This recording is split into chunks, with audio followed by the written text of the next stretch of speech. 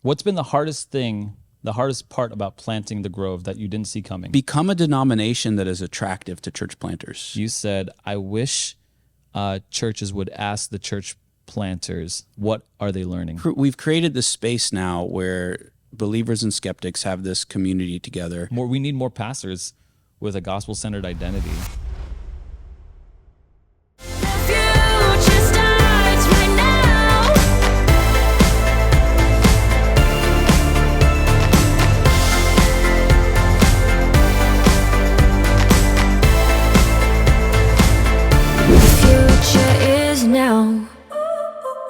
Welcome to the Disciple Standard Podcast. My name is Aaron. I'm a pastor here at Sunlight Community Church. Thanks for watching. On the docket today, we have a special guest. He's a church planter in Port St. Lucie, one of my neighbors, good friends for over a decade. I would at least a decade. Dave Hancock from the Grove Church. Thanks for joining us on the podcast. Good to be here. Dave, how long have we known each other really? Like over a decade, right? 15 years maybe? Yeah, probably. You were at Indian River Presbyterian. I was. And you were the worship director there. Oh, yeah. That was a long time ago, man. That's a long time. Did you know me back then? Yeah, I knew you back then. You probably didn't know me, but I try to keep my eye on people around here. Like people, I'm like, Yeah, that was a while ago. I think I started there when I was 25. Wow. Okay. And I'm 42 now. Jeez Louise. I know. How does it feel being 42? You know, man, when I felt like when I turned 40, so 40 was exciting for me. I feel like I made this shift from, I was just kind of taking in all the nutrients I could and growing. And then when I hit 40, I made this shift where I was like, all right, now it's time for me to start offering something to the world in a way that I really haven't been. Okay. I don't know if I actually started offering anything to the world, but we like to think there was like a shift in mindset. Yeah. Okay. I guess maybe that's probably where people fall into that like midlife crisis thing. Like, yeah, it didn't feel like a crisis. No. But you start rethinking stuff, right? Yeah. Yeah. Yes. I got more clarity of what I wanted to do. Okay. What do you want to do? You say that I hear conviction in your voice. Why do you say that? I felt this clarity that I needed to write a bit. Okay. So I've got some writing projects I'm working on. We'll see what happens with them. And I think there's a saying like by the time you're 55, you're in your sweet spot actually doing like the thing that you're just created to do. I heard that same thing. Yeah. Actually. So I feel like I'm closer to that. Yeah. And as I get closer, I'm getting more clear of what it is. Like trying things. No, that wasn't it. This might be it. So, I'd love to find what I'm supposed to be doing by the time I'm like now. 43. Yeah. 43, I got it. So, I thought I had it when I was 40, and then I started some writing projects, and I realized that wasn't quite it. So I shifted what I was writing about. And from worship to church planner to writer. Oh, yeah. It was... So let's talk about that. For some context here for everybody. The Grove Church is located here in Port St. Lucie. Where are you guys off of Bethany right now? Yeah, we're renting space from a Jewish synagogue because they don't meet on Sundays. Perfect place. Perfect. Big tip for anyone who is church planting. If you're a church planter, link up with the Jews. Check out the Jewish synagogues. Yep. Link up with the Jews. Yeah. And so you were a worship director. You're not in the CRC. You're in ECO. Oh, I'm in ECO. Yep. And what made you switch from a worship director that is, I guess, relatively comfortable? I don't know what you describe it as. Safe. Yeah. So music is kind of what drew me into the church, and that was kind of my first place where I was really kind of doing ministry, and that's what I thought I was always going to do. My original dream was I was going to move to Nashville, be a songwriter. There you go. And then I shifted that to in the church. So then I started writing songs in the church, and then I preached and really loved it. And all of that kind of creative stuff kind of came out in preaching as well. So all that was happening, then felt the calling to start seminary. So I started seminary, and when I was in college, I started a business. So that kind of the entrepreneurial aspect, the creative part, the preaching, all of that kind of came together into church planting, where there was an entrepreneurial aspect to it, but there was also this creative part, and also kind of this just maybe almost this like holy frustration with the church. Okay. And there was this whole group of people that were kind of like me, but not like me, that could be reached, that weren't being reached. Okay. So Were you frustrated with the church not reaching those people? Let me say it like this. So when I grew up, I grew up Catholic. Went to Catholic school, and I had a whole lot of questions. And when I asked those questions, it was seen as rebellious. So I was very curious about God, wanted to know more, but everything was seen as challenging versus what was really happening is I was just curious to learn. So it wasn't until after I got out of high school that I found a place that would just deal with me and my questions. Yeah. And I started growing. So I thought, man, I think probably there's a lot of people who are like me who could have been growing, but because they weren't at a place where wrestling with questions, with doubt, with truth was allowed. Mm-hmm. And what I found actually is that there's a lot of Christians who have doubts, but they don't feel like they're in an environment where they're able to ask. Maybe they're feeling worried they're going to be judged, or they're not kind of seen as being faithful enough, so they don't ask the questions, and so they don't grow. But if we're inviting doubts to be talked about, then people end up growing. It's like the doubt is actually not the problem. The doubt is really the solution. If you'll just work through it, you'll get there and you'll find growth on the other side. So when I was in seminary, I had this reoccurring nightmare that I would just wake up and God didn't exist. And this is the only reoccurring nightmare I've ever had in my life. And it just kept plaguing me. And then finally I was like, you know what? Let me just dive right into everything that's causing me doubts. So I did all of these intellectual exercises and came out of it, and the nightmares went away. So it's doubts are something we have to go through for our faith to flourish, I think. Absolutely.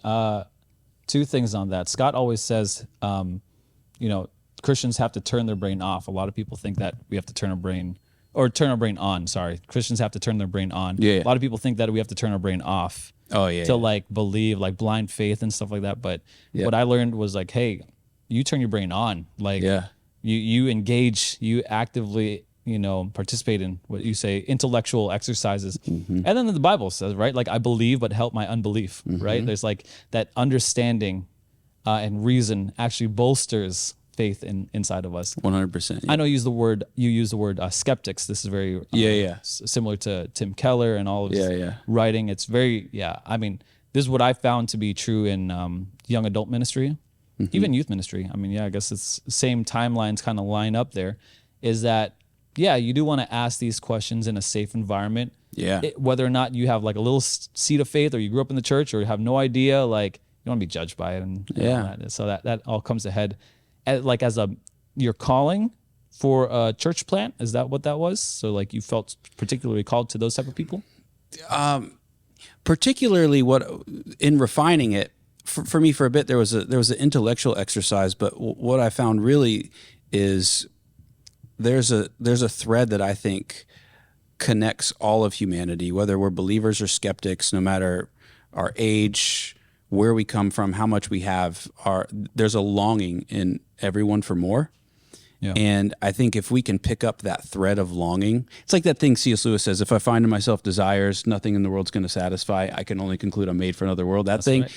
So it's like find that thread and follow it. And it's going to lead you through doubts. It's going to lead you through intellectual questions. But the longing is kind of this compass that's always pointing you, hopefully, toward God. And if you follow it enough,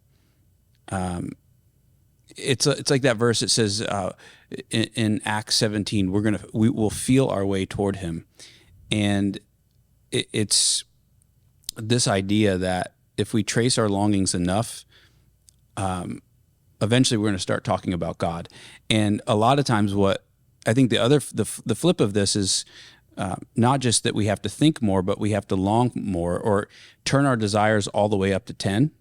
And when we do that, we're going to run right past everything this world has to offer. And we're going to be knocking on the door of heaven, being like, God, where are you? Yeah. Like, okay, I want to be happy. And someone just starts with that basic premise. Like, what makes me happy? Oh, okay. Time off, money. Okay. If I had all that, would I still be happy? No. And you just got to keep on pushing that envelope, almost like heavenly or holy imagination. Like, okay, if I had this, Holy imagination is good. It'll bring you all the way, like you said, to the doors. I like how you framed that. Yeah. Have you heard of the 27 Club? Mm-mm. Okay. So this is fascinating. It's a group of musicians, artists, actors, all at the age of 27 who took their life. Oh, or this is not a good club I want to be part of. No, you don't want to be in the club. You don't want to be in this club. And, or some tragic, like reckless event where they died from it. And so, they were all people who were famous, and they were able to do something that most of us aren't, which means they were so talented that they hit their goal at the age of 27. It didn't deliver. And because it didn't deliver, they felt hopeless. Like that was the thing that was going to heal them. That was the thing that was going to fulfill them, this emptiness in them. And when they found out it wasn't going to work, they had nowhere else to go. And so it led to just this massive depression or this reckless living. And if we can just keep our desire dialed all the way up to 10, when we get in those situations, we're not giving up, but we're going to keep pressing on. Yeah. A similar story, Deion Sanders, NFL player, he had 2 Super Bowl rings, and the first one he won, he was like kind of partying. He made it to the top. Second one he got, I believe the story goes, someone asked him, hey, where's the party at? Were you going to celebrate? He's like, no, I'm going home. They're like, what happened? You just won the second Super Bowl. And I'm butchering the story, but essentially it's the same thing. And he said, I'm just going to go home and sleep. I've already reached the top. There's nothing really. Yeah. There's like a emptiness at the top because your desires is meant for something more greater to be fulfilled rather than. Yeah. It's this idea that if you're chasing something, there's always hope. Yeah. But if you got what you chased and it didn't deliver, then you're hopeless. Yeah. Because once you grab it, it's like, it's empty. Isn't it? Shallow. It's hollow. Yep. My appetite is deeper, as you say, or my desire is 10, 11, 12. Like it's way more than this and ends up being empty. And so the result of that is hopelessness, meaninglessness, and I'm going to say not just in an individual, but in society, in culture. Culture is like driving this, right? Promoting this. And we promoted ourselves in some kind of capacity, I would say. So this is probably what you would say is the landscape, the spiritual landscape of society today, right? Like that's probably what you see it as. Yeah, I mean, the other way to think of it is idolatry, where we're all kind of chasing something that we think is going to deliver for us. So like you go to South Beach, Miami, and you walk down that main street, you're going to see a bunch of people trusting in their image. And if they could be beautiful enough and be like, there's an emptiness there. Like, I want to be seen. And if I'm seen, then that means I'm important and I'm loved and I'm cherished. And there's just a deep emptiness that's trying to be filled. You go to New York, it's about working hard, success. You go to LA, it's about fame.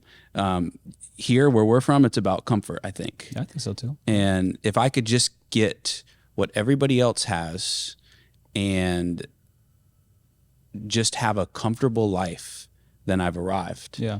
And it keeps not delivering. Well, I don't even have to go there. I go to the bathroom mirror and I look at myself and I'm like, at any given moment, success or whatever image or whatever comfort, those things hit me personally, and I'm like, I have to like.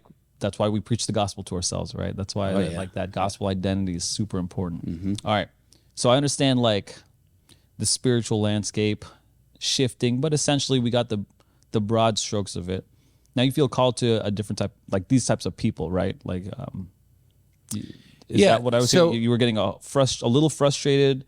Or? Yeah. With the church. Yeah. I think that when we started the Grove, I noticed someone in particular told me, "Hey, I want to that worked at a church said, "Hey, I want to send somebody to your church because I don't think that they're not a Christian. I don't think they would really do well at our church." So it was like we've created this space now where believers and skeptics have this community together, and we've got all of this space for people to ask all of these questions. It doesn't mean we don't have strong convictions. We have them, but at the same time, we're leaving space for people to explore. Yeah. And for whatever reason, it's working. I think it's just the aim. Like, I don't know if we're doing it fully right, but we're aiming there. And by aiming there, we're getting a little bit close. Yeah, I think so. I think that's the best any church can do, honestly. What's been the hardest part about planting the Grove that you didn't see coming, either emotionally, spiritually, or financially? When I think the hardest part about church planting is you don't know what's happening tomorrow. And what I mean by that is, so we started out about a year in, everything's going well. Like we're about a year in, we're having our first like major church-wide baptism day. So we've had baptisms coming up, but this was like everybody that, like we had the Skeptics Bible study, like half of the people in this group were ready to say, I'm ready to be baptized. So I had this big celebration, and right about that same time, my son, something started happening with him that we didn't really understand. It was strange. He just was not acting himself. So my oldest son. And along the way, a couple weeks into this, he started staring off, kind of like not present, and continued to kind of deteriorate. We went to the doctors. The doctor's like, we don't know really what's going on. We saw a neurologist. The neurologist hooked him up to all this stuff, and he said, he seems fine. And we're like, well, he's not fine. Something's happening. And so he kept deteriorating. We did a whole bunch of research to try to figure out what's going on. Long story short, we go down to Miami Children's Hospital and just tell them, hey, we're not leaving until we get like a full workup with him because we know something's going on. So we ended up leaving with a diagnosis we didn't want, but what we thought would probably be, which was autoimmune encephalitis, seronegative, which essentially means we're still not really quite sure if this is what it is, but we think it is. So essentially he like spun into like just like a lot of anxiety. Like he's 6 years old or so, just filled with anxiety, massive OCD, stops talking, to the point to where like he's walking up the stairs and he gets stuck on the stairs because in his mind he has to fix something before he can go to the next step. It was completely like debilitating for him. And so we'd end up spending like 3 or 4 days in the hospital at a time. I'm in the hospital like writing sermons, preparing. And it was the hardest thing we've ever been through by far. And it's like you're starting a church and you're celebrating what's happening. And at the same time, personally, you're exhausted. The thing that you're supposed to be caring for and loving them like more than the church, things aren't going well there. And we're trying like crazy to fix it, and we can't find the answers. And our faith is being tested through it all. I remember I talked to my church planting coach, and I said, I just told him everything that was happening in the Grove and everything that's happening in our life. And you know, you hear about church planters, they start a church and there's all these spiritual like attacks or whatever you want to call them.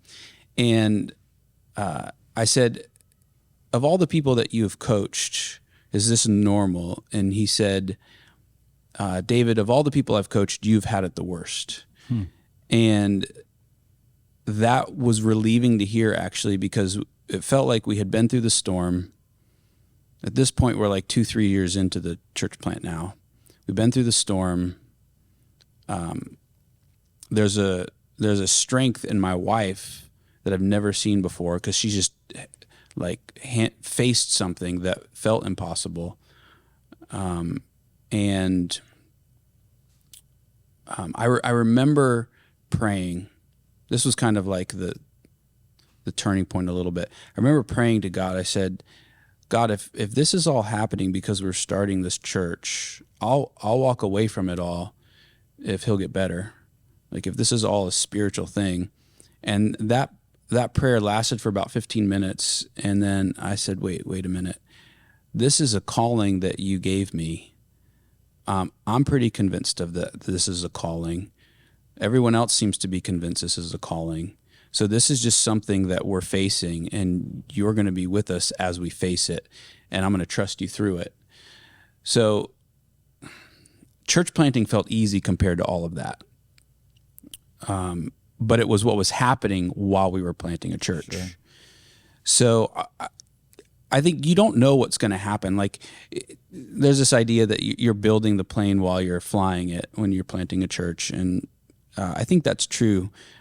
Sometimes you just have to act. And, I had this 90-page document of what the Grove was going to be like. And within 2 weeks, I had to throw it out because I realized it wasn't going to be what I thought it was. And the people weren't going to come who I thought were going to come. So you don't know what's going to happen tomorrow. You don't know who's going to come with you and who's not, who is and who isn't coming with you. You have no idea what's happening in a lot of ways. So you have little resources. You're starting with few people, and you don't know what tomorrow's bringing. And that's probably, there was a test there that was spiritual. It was very emotional. It was like, God, where are you? And this really can't be your plan for us while it is, and like coming to terms with that. And then learning to rely on him for strength. Like there's in the Lord of the Rings, there's this place in the movie where Aragorn is, he says something like, I will give them hope when I have none. And while all that was happening and we were watching our son kind of deteriorate, and he's okay now. Like he's not himself, cognitively not himself at all, but he's happy now. So that's good for us. But there was you're writing these sermons and you're offering so much hope and things that give joy, and you're struggling through it. So it was just a fight to spiritually preach things that I knew were true, but had to get to the place to where I could say them with authenticity by Sunday morning. Yeah. So Monday morning, the fight starts. I'm doing my prep, and I'm reading things that I know are true, but emotionally I'm not connected to them. Yeah. And then by Sunday I am, but doing the fight to get there. I mean, like even sometimes, I'm not sure if this is true for you, but sometimes pastors or preachers don't get there emotionally. They don't, like they still feel shaky, and they don't know. They didn't get to that point where they feel resolved in like the truths that they're saying. Maybe they just know it and they just take it based on, I don't know, for whatever reason, like this is what my job is, or I just, this is what I know to be true, but I don't feel it. Yeah. I mean, so for me, I vulnerability is hard, right? So I try to push myself into so if I'm feeling that, I know other people are feeling it, so I'm talking about it. Yeah. Right. So yeah, trying to be as authentic as possible while all that's happening. And then the demands and the uncertainty of a church plant in and of itself. And at some point you're just like, all right, God, whatever. Yeah. Well, I think vulnerability is often a byproduct from a solid gospel-centered identity. Oh yeah. Because otherwise you want to be as guarded as you can be, because you have to protect something.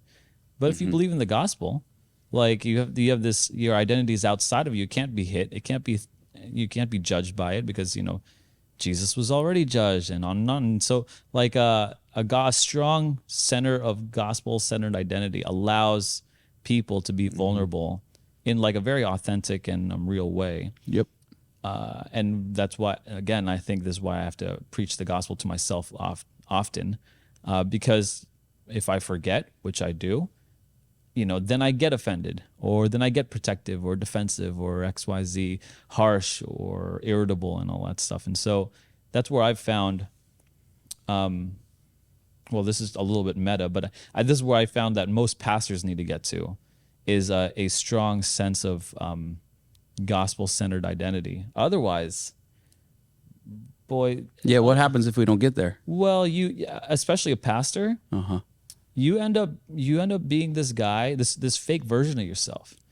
This guy that's like got it all together. Even we preach from the stage, like you don't have to be all together when you get it through here. And then like your kid is acting up or acting wild, and now they're judging my kids, and my family's in a glass house, and the numbers for the service was down this week, or the numbers of the tithes are down this week. And so again, like the metrics of success are now linked to your identity when they don't need to be. Yeah. And you can't be vulnerable in that. Yeah. Family, budgets, butts and seats, that's what they, I think that's what they essentially say. So yeah, I think that's, this is why, honestly, Dave, this is why I love you, man. This is like why you've preached here. You've seen us through some terrible times that we were just talking about that before, some like death and all that. Even some of my favorite guys went over to help, plant and start up the Grove, and you're my neighbor. So it's all great. Like I like having more, we need more pastors with a gospel-centered identity so that they could be more authentic, they could relate. Yeah, I mean, there's, yeah, we do. Yeah, it might solve a lot of problems in the church today if there were more pastors who had a gospel-centered identity. And more people in general, but yeah, pastors for sure, specifically. Yeah. Especially when you're a church planter. How long have you been a church planter now? 8 years now. 8 years. 8 Are you years. like I don't know what it's like in Eco. Like, do you organize into like an established church? Yeah, they call it particularizing, so we're about to do that. Okay. Yeah. Jeez Louise. I know. Do you mind me asking, like, how big's your congregation? So, like, what scale are we talking about? We're probably, I would say, adults who would say they're part of adults and children, maybe part of the Grove, maybe like 180 to 200. Okay, great. We don't see that many people on each Sunday, but we've got a lot of kids. So we'll see probably like 45 kids a Sunday. Wow. And like 115 adults. Okay. Yeah, great. Or so. Yeah. Yeah. And we've been growing just slow and steady from the beginning. Yeah. And that was partly on purpose. The part of me that's like the 3 Enneagram that just wants to like blow up and like, whoa, what just happened? Yeah. Always fighting that back. Our model is very much like a slow growth model to kind of save the culture that we're trying to hold on to. Yeah. And there's a fight in me to keep doing that. What's that one saying? You can't accomplish everything you want in one day, but you'd be surprised what you accomplish in years. Yeah, something like that. Like, yeah, I mean, like, think about 8 years. You survived like the expected lifespan of churches. Like, is that the expected lifespan? I think it's 7 years. Is it really? Yeah. Wow. 5 to 7 years. Yeah. You've broken through multiple barriers. You got the startup 50, 150. Like those are tough barriers. People don't. I mean, people just they don't get out of that. You know what I'm saying? Yeah, the barriers are hard. The barriers are tough. If someone asked you what's the single biggest need church planners have today, what would you say? Training. Really? Yeah. Training in what? In everything. Okay. So I think it depends on each pastor, right, or each planter. Sure, yeah. So it depends on what their previous training was. But like if you think about it, like the church planter is doing a lot of whatever the staff is. Like whatever the staff is here. How many people do you have on staff here? Just everything? Not including the school, but just okay. Just at this just campus? for this campus. Yeah, just for this campus. All right, let me just whittle it down. It's that many though. Okay. Yeah. It's too many to count. Maybe 30. 30. Okay. So church planter 20 to starts 30. Okay, so church planter starts one staff person usually, right? In some situations there can be 2 or more, but a lot of times in the beginning there's one. Maybe you've got a Does the worship church leader. planter count as the staff person?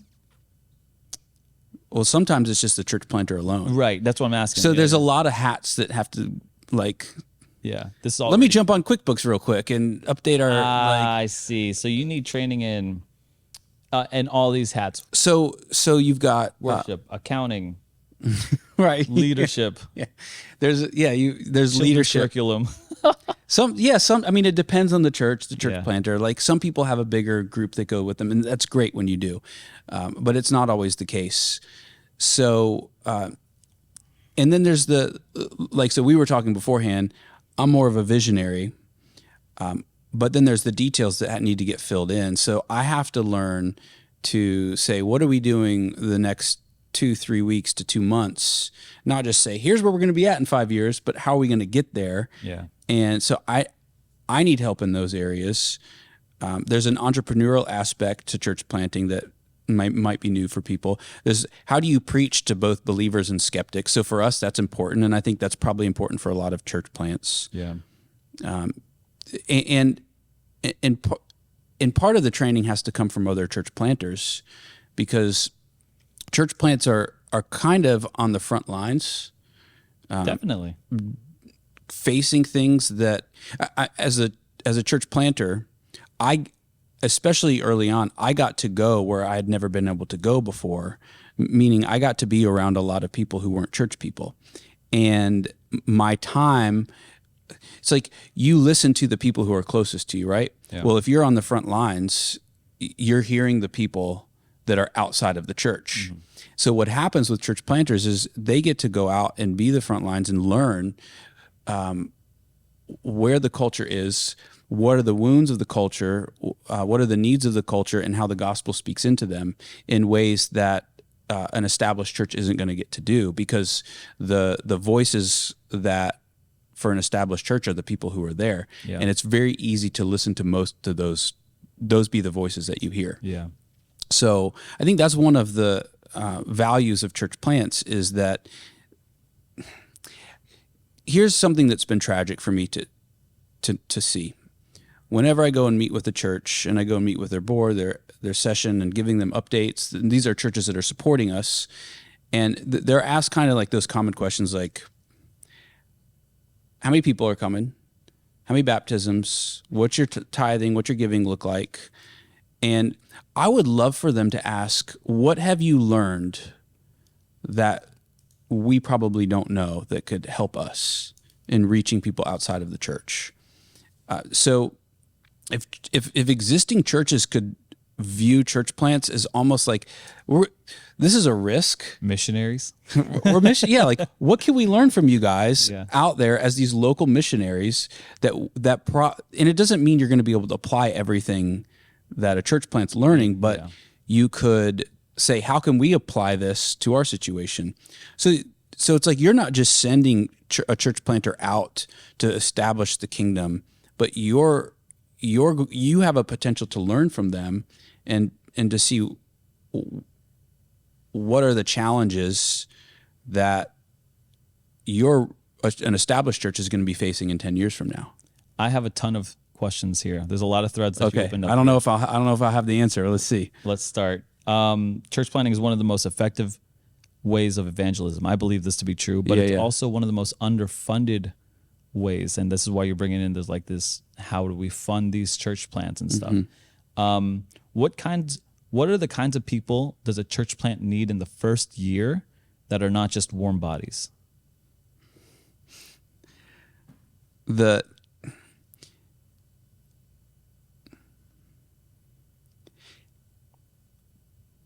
Partly you don't get to make that decision fully. But I'm going to answer your question, but first let me just tell you the story of when we started. So when we started, I had this idealistic idea. All right, people are going to come to faith in 6 months, and immediately they're going to be mobilized as missionaries. And it didn't happen. No. And what really ended up happening is they needed a shepherd. Now the irony of this is that about a year in, I started shifting the way that I needed God, where before I was like, his justification is everything. And then I just really needed God to be a shepherd for me, because I was wounded, my family's wounded, we're struggling. So a church, but to answer your question, So in one sense, you don't get to pick, because I was surprised by who came and who didn't come. Okay. But in another sense, to answer the question, you need all the kinds of people. So you need the business people who can help you be wise practically, right? You need experienced leaders who know the Bible well and can help you lead others. You need those faithful givers who they grew up in the church, and you don't have to convince them that tithing is important. But you need skeptics there, and you need new Christians there, because if you don't have that, then you end up like what we talked about earlier. You end up meeting the needs of the people who are already there, and then you just become this bubble that's a church that doesn't know how to reach people on the outside of the church. You're entering into being on this podcast, bigger conversation that we're having on church planting. Okay. And that's one of the things that we're talking about is like, we've created this bubble, apparently. Folks up north, down south, there ain't no bubble here. This was it's just like, I don't know. There's a bunch of little bubbles, it's like a little bubble palooza. But the down here, or up north rather, there's a lot of transfer growth. Creates a type of insulated culture that doesn't really know how to speak to the culture around. This is kind of what you were saying earlier, and we want to mine your brain for. But I thought it's interesting you said these two. I wouldn't have thought about these. I would have guessed the business leaders, finance, kind of, okay, let's try to shop for a nice little spot to put us in. Let's negotiate terms. Let's negotiate all that kind of stuff. Experienced leaders, that's surprising to me.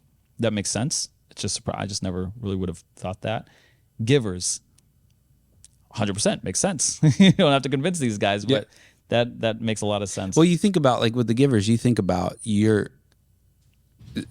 have people that are coming that have never even heard about tithing or the importance to give. So it's hard for people to just be like, 10%, no big deal. Yeah. Or whatever the debate is about, like, how much they should be giving. Net, doesn't gross, matter.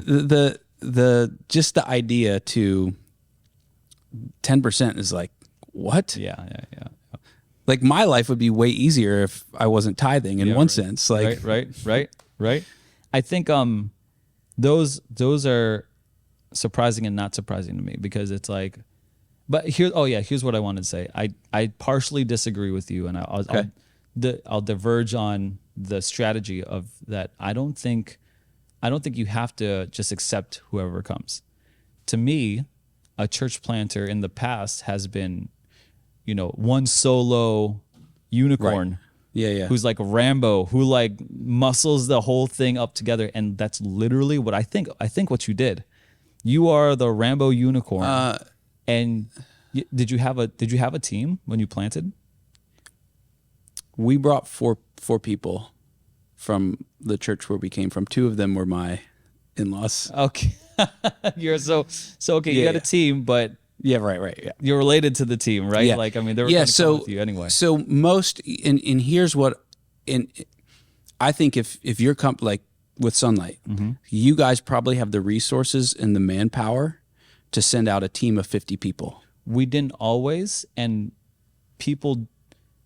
That's the model. That's what we're trying to do now. That's like, we want to build a system and a machine that sends out, that we essentially, if we have a 500 person base, we want to tithe out 50 people and build another church. Yeah. That's the idea. I just know that it would be so incredibly difficult to send a church planter out, and you could speak to this better than I can, and with 5 people, and their family, and try to plant this church. It's like, it's so hard. It's hard. I think it depends on the planter again. Agreed. So you need Rambo. Well, so I would probably be the type of person who wouldn't fit into the system that you guys have. Okay. So, and also I was coming from a church that was a little bit fearful of us going. There was a fear of us taking young people, too many, and most. The church today is not growing like it once was. The fear of taking young people? What is that? Like, you'll take all the young people from your original sending church? Yeah. Oh. I think it's established churches I forgot who wrote it and exactly what they said, but it went something like this: once a church gets to the point to where they've turned in and they're fearful, Yeah. then the idea of expanding becomes terrifying. Scary. And it's the very thing that they need to do. So the faithfulness of the church, like the church where I came from was going through a lot of transitions. They were incredibly brave and faithful in sending us out. Yeah, good. So, but there's still that fear aspect. And I think most people are coming from churches that, Yeah. you know, Yep. they're not Say it. thriving. Yep. So if you've got a planter in a church that's not thriving, that planter could be seen as a threat. And so there's a fear in sending that planter out. But Yeah. that's where that gospel-centered identity needs to input into the pastor there. Yeah, 100%. Because because then they are scared, they are threatened, because you are going to take my people. And that's, honestly, it would be the best thing in the world to plant a church that does far better than you. It would be. It's like, wow, look at what God is doing. And if my ego can handle, like I say this often, but I just feel like it's true. I planted PGA and I installed a team there. This is just what I feel like happened. I got everything set up. I put everything together, talked with all the city people, selected the team, sent the team out. Now they're doing great. My shorthand form of governing was the first 6 months I'm in full control. The last 6 months you're in full control. And there's a gradient in between there that we're going to figure out along the way. So I expect high control in the beginning by me, expect no control in the end by you, or by me to you. Okay. That's essentially my model. And it's only worked a couple times here, and I'm not even sure if it's working or not. We'll see. Well, it's working, but maybe we could get better as we go on. Yeah. My point is, I would love it to see a future where PGA or Winter Garden, two places where I was involved indirectly, was doing better than this church. That would be like, wow, look at God. And then be like, hey, we need to find more unbelievers and get them in here, because then that's where we're not growing off a transfer. You need to grow off transformations. You know what I mean? Yeah, That's the whole point of church planning.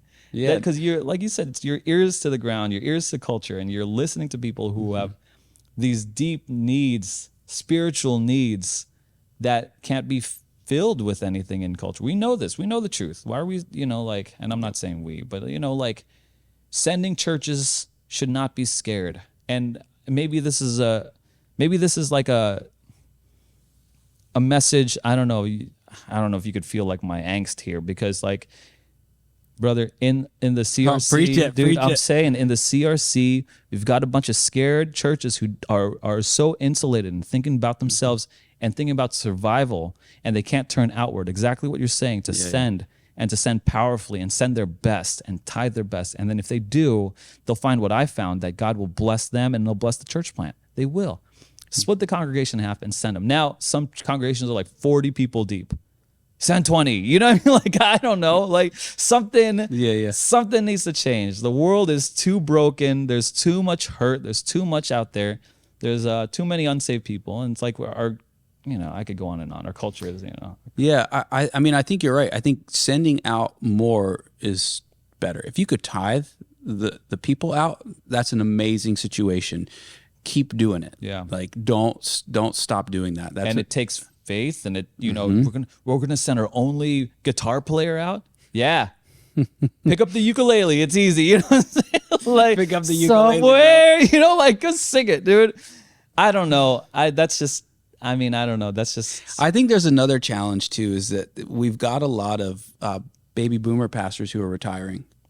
Yeah. And there's open pulpits where I think that church planting was kind of this sexy, exciting thing maybe 15 years ago. It was. And it's not anymore. And I don't know if it's enough people have seen, this is actually really hard work and it's not as brutal. Easy as I thought it was going to be.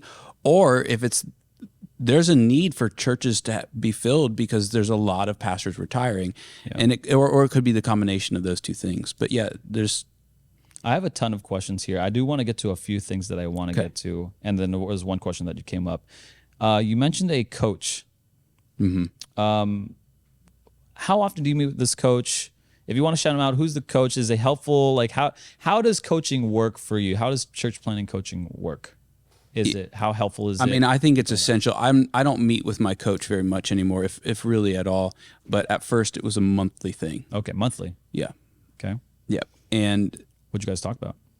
church planting, Like, like how do I do finances, or like all the things. I'm crying here? Like what was it? All Like of an it. emotional support? Okay. All of it. Yeah. Yeah. It was all the aspects of church planting. Is there a reason why you couldn't go to like another pastor, or is that what that was like? Well, he was a pastor, Yeah. planted 3 or 4 churches. He was my professor at RTS, and had a lot of experience. So it's like, I'm going to set aside a certain amount of money each month to pay him, and he's going to be devoted to helping me be a good church planter. Okay. So there's an investment in it for me, and because of that, he's invested too. What makes him a good church planter coach? You said church planting coaches are essential. You meet once a month. What makes him a good one? Well, I think part of it is the experience, the training, the Experience right. I mean, and training. he's seen this before. And there's another aspect. You just need somebody who you trust that you could bounce ideas off of. And maybe you've got, I mean, some of it was like, hey, I've got this idea. Does this sound right? Yeah, it sounds right. Keep going. That gave me confidence to know, all right, I'm on the right path. Or, hey, don't forget about this. This could actually cause a problem for you. Or watch out for this. Wow. Yeah. The thunder. Yeah, no, you guys hear I don't that? know if that gets picked up on the podcast. Yeah, I don't know either. Okay, so you said experience, trading. He gave you confidence. There's a lot of trust built in there. Yep. And I guess that, competence does build the trust, Yeah. That's super important. Okay. If I got 2 more questions here. I know we're running on time. If you could give one piece of straight talk advice to a denominational leader about supporting church planters, what would it be?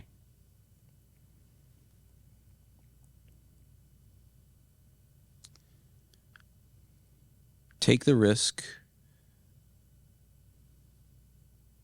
See it as an investment in the kingdom, not just for the work that they're going to be doing, but the knowledge and wisdom that they might be able to offer because of what they discovered being on the front lines. Yeah, I agree with this. Yeah. Yeah. So, I mean, it is risky too. Like, you don't know what's going to happen. No. I mean, I don't know if it's still true, but I do know that when we first started planting in Port St. Lucie, it was called the Church Planters Graveyard. Yeah, So many people came in, tried Yeah. to plant, and failed. That's right. And so it's a risk. Yes. And Financial, emotional, all of it, yeah. people capital. Yeah, it's a risk. Yeah, and it's a risk too, because each church has its own goals that they're trying to hit, and it might not be church planting. So how to see the importance of it, I think, to see the importance of it, to take a risk, and to trust that they might discover something that ends up saving the church that helped send them, because they found something out, and there's going to need to be a shift in the way the church. Yeah. I mean, there's the things that every church does, right? We're opening up the Bible, preaching from it, but we have to do it in a way that makes sense and speaks into the wounds of the culture that we're in. Mm-hmm. Yep. So, yeah. I mean, yeah, I fully agree. I think I said denominational leader here, but I think that's true for churches. We had a synod. Let me say it like this too. I guess I wasn't thinking denominational leaders. Become a denomination that is attractive to church planters. And what would be attractive to a church planter? celebrating it, training. Are there like training courses out there? Like you said, this is you've said this multiple times. Yeah, like, I don't know. What kind of training are we talking about? I'll tell you this. So before we went and planted, we through an organization in the PCA called M&A. They did a whole like assessment of us. M&A, mergers and acquisitions? No, What's that mean? Mission in North America. Oh, okay. M&A means mergers and acquisitions in the business world. Yeah. So they dug into. We spent 4 days, I think, in Atlanta beforehand. They like interviewed the pastor where we were, interviewed people on staff. Okay. They had all of our personality workups, like everything, dug into like our marriage, our friendships, ministry, everything. Psych assessments. It was great. Exhausting, but really good for us. I think honestly, every pastor should probably do that. So there's like if a denomination could invest like that to prepare church planters, like we were meeting with other planters and they said, hey, we think you need 2 more years before you should plant. You know, my pride's like, come on, man, I'm ready to do this now. Yeah. I could have been doing this 5 years ago, which wasn't true. And one of my friends is a church planter. He said, you know, I've never heard a church planter ever say, I wish I would have planted earlier. Meaning I had a lot more to learn before I did this. Yeah. So if that's true, then training I think is essential, and that's everything from preaching to bookkeeping, strategy to pastoring, bookkeeping, all the things. Yeah, gotcha. So make it attractive to church planters. Like what does a church planter want? They want to succeed in what their endeavors are. Yeah. So helping a church planter succeed and giving them a path towards that, I think would be very attractive for a church planter. A path to success, or at least to mitigate risk, right? We said it was risky, so like. But church planters kind of like risk, so be like, it's just the right amount of risk. It's like a Christian entrepreneur, you know what I'm saying? Like in the most purest sense. Yeah. I do want to circle back to. This has been a great conversation, Dave. I really appreciate this. Maybe we could have some more of these.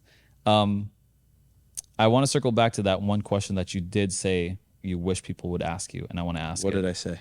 You said, I wish churches would ask the church planters or the church planners, what are they learning? Oh. So what are you learning? What have you learned in the last 8 years of church planting? What are some of the key takeaways that you could educate myself or anyone listening on, like what the mission field is like? For context, we're in Port St. Lucie, Florida. Some people I know, we have a base in Michigan and all that stuff. So what have you learned? I have learned that people are attracted, outside of the church, are attracted to a church that allows them to ask a bunch of questions. What I experienced growing up turns out to be true. I mean, to the point to where we have Q&A after every sermon every Sunday. Do you really? Yep. Yeah. So, I mean, do you get a lot? I mean, is there a lot of engagement in that? Yeah. Wow. This Sunday, there weren't any questions, but usually the Sunday before, there was about 6 questions that came in. I'll usually try to tackle about 2. Oh, what happens? Like they text you? They text you a question? Yeah. Okay. Yeah. I'm actually, my cell phone number is up on the screen while I'm preaching. So if they have questions, they just. Yeah, this is good. I saw that done with Mark Driscoll one time. Did you? Yeah. We did the same thing in youth group. That was a lot of fun to do. We should probably get that going again. We'll have to steal that from you. Yeah. I mean, and what it also allows is that if I don't get to the questions, now I get to text with people with whatever's going on in their life. And so it's just an opportunity to further engage. Even if I don't get to the questions live, I get to text them later that day or that week. Yeah. Wow. So I think that's one thing is people are attracted to that. People seem to be attracted to this idea where we want to have believers and skeptics together. Like, you know what else people are attracted to is. So we're working really hard not to just be a place where believers and skeptics have authentic community, but we've got people from a lot of different denominational backgrounds. Mm-hmm. And so what we say is we want unity in our diversity. And we're stressing that if we're going to best understand what the Bible's saying, it doesn't mean we get into our camps where we say everybody over there is bad and we lob like these bombs over at them, but we open it up and we're like, let's sit across the table from each other. Yeah. And wherever we're disagreeing, let's talk about it in a way that's loving. And in doing that, like iron sharpens iron, the friction is going to help us have a better understanding of Scripture. Do you have an open-handed arrangement with that? So say something like baptism. Like someone believes in believers, someone believes in babies. So whenever we do infant baptisms, I explain to everybody what's going on and say that there's some of you here that don't believe in infant baptism should be done, and some of you do. Mm-hmm. And so I go through, I essentially say something like there are two views here, that the church is made up of believers or the church is made up of believers and their children. So those who would want a dedication to happen right now would say the church is made up of believers. Those who want a baptism would say the church is made up of believers and their children. And you give some verses to support why infant baptism is a thing, but then to say, but essentially look at the practice that's happening here. For a dedication, somebody is saying, hey, I want you to pray for my kid. And sometimes in dedications, parents will make some promises to the kid. Yeah. And so in an infant baptism, well, what's happening? Well, the parents are making some promises to the kid, and the church is making some promises to the family. And so the practice, like focusing in on the beauty of the practice versus the things that divide, and then people are like, oh yeah, I see what's going on here. Yeah. This is so our Baptist people are like, that was beautiful. Yeah. Like, yeah, it was. And the Presbyterians are like, that was beautiful. Yeah. Like, yeah. So like, who are we? We're almost there. We're almost there. Yeah. Then maybe you got some ex-Catholics in there too. So, yeah, there's a lot of ex-Catholics here in Port St. Lucie. Well, any other things that you've learned? Specifically about church planting or about people outside of the church? Give me your most valuable lesson that you've learned. There is not one valuable lesson to learn. Give me a couple in the group of valuable lessons. I want to mine that beautiful skull of yours for the gems here. Yeah. You know what I think too about church planting is I think that a bit of grit is needed, and some spiritual moxie, maybe you could call it, where there's a willingness to just keep enduring. Like the idea of endurance is that it's like faith that's stretched out. So you're kind of like remembering your faith yesterday, where today it feels like, where did God go? You're stretching it out into today. And I think that in church planting, there's a bit of that is needed, where, this idea of Christianity that it's about through doubts, through sorrow into joy, through anxiety into peace, through life into death. And holding on to that in church planting, I think is pretty vital. And I think at any pastor, it's vital. Yeah. And really that's life. Like everybody needs that. Yeah. So I don't know quite what that connection is to those who are outside of the church, and if that's really helpful for what I've learned to bring to the more established church, but I think it's a vital thing for church planting. Well, it's something that you learned firsthand with your son and this planting of the church. That's something that I feel like, you as a church planting coach could deliver that with that lived experience. Like you need to. This was true for me, and this is true for every Christian, especially for any specific church planter. Yeah. And then to say, like, what else have I learned? There is a way. So from the beginning, I tried like crazy to learn how to preach to both the believer and the skeptic at the same time. To preach in such a way where, it says in Corinthians that there are going to be unbelievers present. So the church is gathered to worship, right? But we want to acknowledge that there are going to be people there that aren't Christians. So I want to speak to them and speak to the doubts of the culture. And there's a way to do it, and it's really hard, but to continue to aim at it, I think we learn how to do it the more we do it.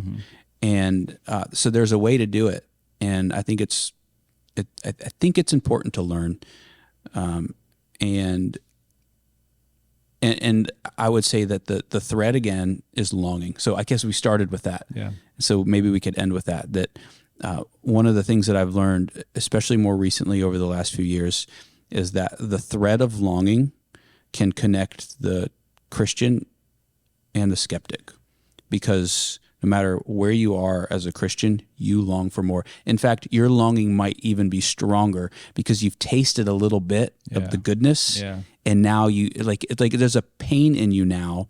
There's an ache because you now know what you dream of is real. And the ache for Eden was there, and it's been there, and maybe it was silent, but now it's like screaming at you. Yeah. So the longing is even more. And so when the skeptical person is like, how could you believe in a good and loving God when all of this is happening wrong? Like, what I have found is I'll give an intellectual answer, but that doesn't move people. The thing that moves people is find that thread of pain in them and attach it to the longing for what they really want. Yeah. And that's the thing that brings them home. Agreed. Yeah. I think on two points on that. Number one, I think people understand that. So when they, I guess, backslide or whatever, we almost suppress it, like you suppress that longing. Oh no, it doesn't exist. Oh no, this is going to fulfill me. And so there's like a suppression. That's Romans 1 stuff right there. Like we block our eyes out from what we know to be true. Is so evident that all of creation kind of screams it. And so even in like the man-made stuff, right, we just suppress that longing to where we think we're satisfied and we're not. So that's the first point. Like I found that, I think that longing, we tend to suppress it. And it's just an atheist friend of mine said hope is cruel. And I said, you're exactly right if it doesn't lead anywhere. Yeah, yeah. But if it does, then so what happened with him? Well, he thought, okay, so this is cool. So pride says, I found everything out. There's nothing left for me to discover. Humility says there's still more. So humility offers hope. So it's like the cynic has lost hope because they think they found everything else out. Yeah, the cynic's prideful. Yeah. I think that also the hope that we want, I think culturally and particularly today, maybe throughout all time, but I just know today, it seems as though righteousness is something that people desire. And when I say righteousness, is probably a church word for people, but justice is probably a more the word we would use in today's culture. Like that's wrong, or this needs to be made right. And it could be from anything. It could be some racial stuff, or it could be some finance things, or the war, or politics. Obviously, it'll lead to politics. Yeah. And it's the desire for we had a pastor here, Pastor Steve. He preached a phenomenal sermon the other day, and he said something to this effect. He said, "We were not created to like admire a good leader, but to worship a righteous and perfect king."